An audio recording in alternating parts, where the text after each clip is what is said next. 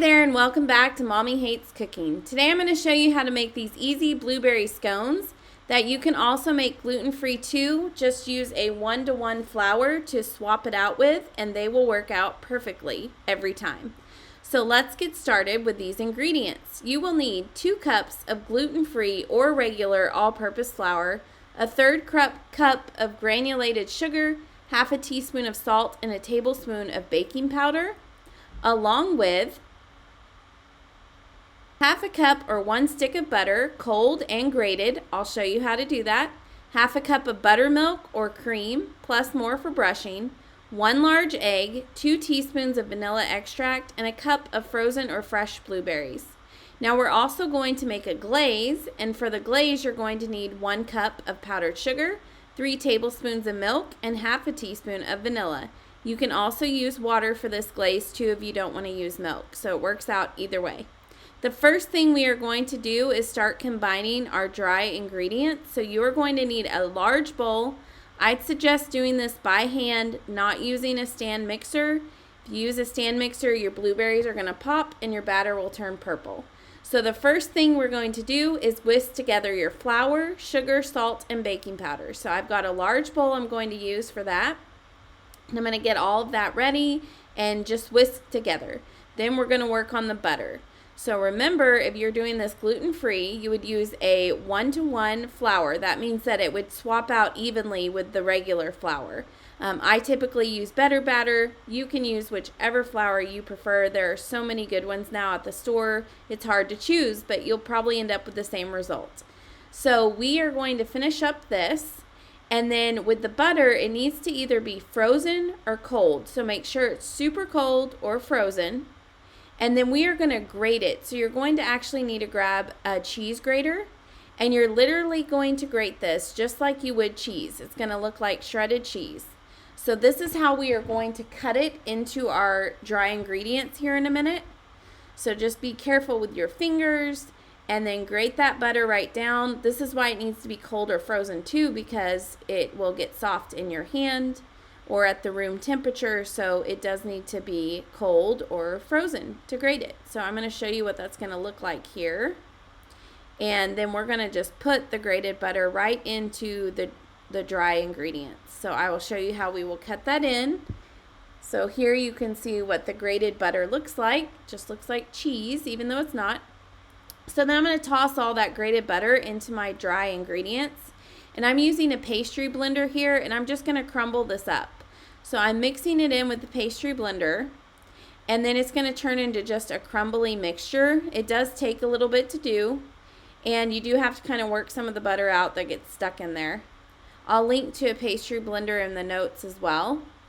But this is really easy to use. You're not wanting to make it where it sticks together. You're just wanting to make a crumbly mixture at this point. Once we add in the wet ingredients, it will all form together into a batter or a dough. So we are just getting this finished up here. And I'll show you kind of what that texture looks like. It's really just a crumb texture.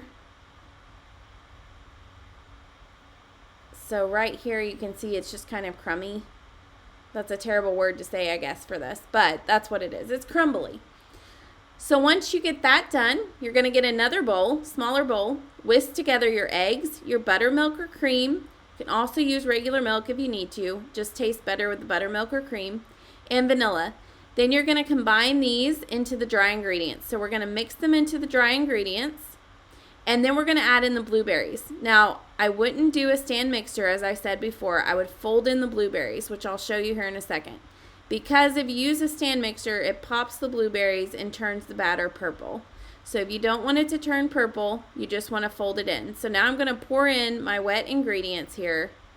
And then I just fold in the blueberries. So I'm going to mix that together, and now I've folded in the blueberries. So you can usually stir it together. Start by stirring it with a spoon. And then I usually opt to go to my hands to get it all worked together and basically kneaded together. This way it will form into a bowl. It does take a few minutes, so it's not going to be looking like a ball immediately. It's going to take a little bit. So right now you can see now it is in a ball. Since I didn't use the stand mixer, most of my blueberries are whole, not all of them, but it didn't turn my batter a different color. That is why your batter will turn a different color if you use a stand mixer. So you're going to sprinkle a little bit of flour onto parchment paper and then just press this into an 8-inch circle about 3/4 inch thick. So right here, I'm just pressing it together into a circle, just kind of like if you were making a pizza with a pizza dough. But we want to keep it about 3/4 inch thick because it's not going to rise all that much. And your pieces, when you cut them, don't have to be perfect. They're still going to look pretty and taste great no matter how you cut them. So once I get this all done here, you're going to use that reserved milk or cream that you had or buttermilk, and you're just going to brush it right over the dough and then sprinkle it with a little bit of sugar. So it just gives it a little bit of a glaze. So we are going to do that as soon as I get this done. And then after I've done this, so I'm brushing it here and then I'm going to sprinkle it. You're going to cut it, and I cut it into 8 slices, just like you would a pie or a pizza. Now, I find that it is so easy to just use a pizza cutter to do that. They're sharp, they work really well, so that's what I always use. If you don't have one, you can always do a knife, just a super sharp knife as well. So I'm finishing up with the sugar, and then I'm going to cut it. Now, remember when you cut it, so normally you're going to come out with 8 slices. They don't have to be perfect. They're most likely not going to be all equally the same size. Sometimes I end up with one that's really big, and sometimes with one that's small. Totally fine. Some people don't want huge scones. They want just a small scone to eat in the morning with their coffee. So it works out well. Everybody gets what they want. So as you can see here, we're just going through and cutting them. And since the knife is super sharp, it goes right through the blueberries. So that's kind of what you're wanting here. So I'm working that through, and I'm going to make sure I get 8 pieces. So I'm going to have a couple that are a little bit smaller there, which is what you'll see. And you know, you can always cut them perfectly if you want to. I'm just not that worried about that. So once I have those cut, I'm going to place these on a cookie sheet or a baking sheet that's greased or sprayed with nonstick spray or with the silicone mat, whatever you want to do, and place it in the fridge to chill for 15 to 30 minutes.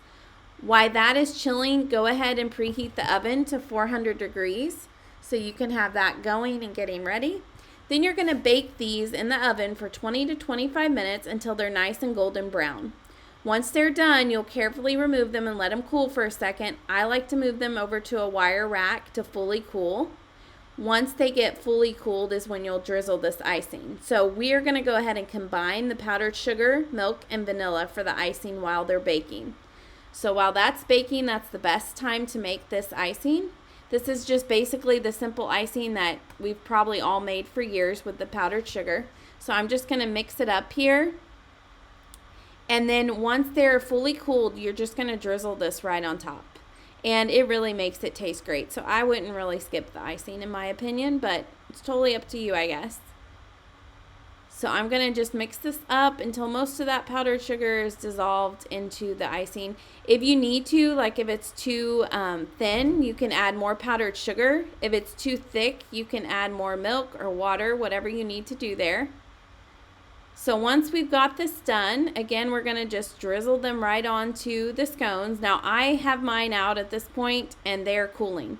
So in the video, you're going to see me drizzle them pretty quickly here. But you would want these to fully cool before you drizzled on. So now you can see that they're all nice and drizzled and pretty, and they just look perfect. So we are going to go ahead and serve these scones. I like to serve them with coffee. You can serve them with whatever you want to serve them with. They work out really well. So you can actually swap the blueberries out. You can use strawberries if you wanted to instead. Totally up to you. And then you can do chocolate chips if you want, whatever you want to do. But you can find this full recipe for blueberry scones over on mommyhatescooking.com, along with many other recipes. I hope you enjoy this one, and I hope you come back next week for another new recipe. Thank you so much for tuning in. Be sure to like and subscribe so that you don't miss the next one.